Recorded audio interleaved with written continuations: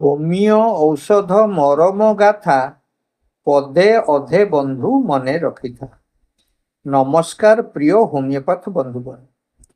Homeo ହିଲିଂସ ଦ୍ୱାରା ପଦେ ଅଧେରେ ଗୋଟିଏ ହୋମିଓ ଔଷଧର ସଂକ୍ଷିପ୍ତ ସାର ପ୍ରସ୍ତୁତ ହୋଇଛି।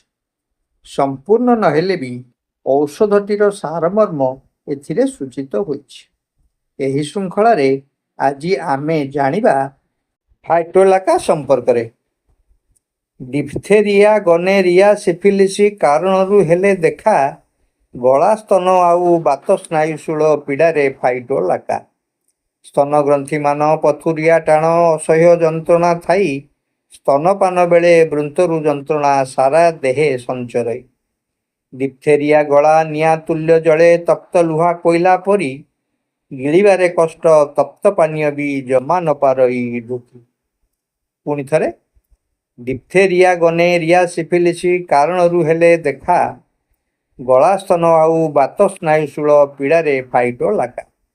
ସ୍ତନଗ୍ରନ୍ଥିମାନ ପଥୁରିଆ, ଟାଣ, ଅସହ୍ୟ ଯନ୍ତ୍ରଣା ଥାଇ ସ୍ତନପାନ ବେଳେ ବୃନ୍ତରୁ ଯନ୍ତ୍ରଣା ସାରା ଦେହେ ସଞ୍ଚରଇ। ଡିଫଥେରିଆ ଗଳା ନିଆଁ ତୁଲ୍ୟ ଜଳେ, ତପ୍ତ ଲୁହା କୋଇଲା ପରି ଗିଳିବାରେ କଷ୍ଟ, ତପ୍ତ ପାନୀୟ ବି ଜମା ନ ପାରଇ ଢୁକି। ଧନ୍ୟବାଦ।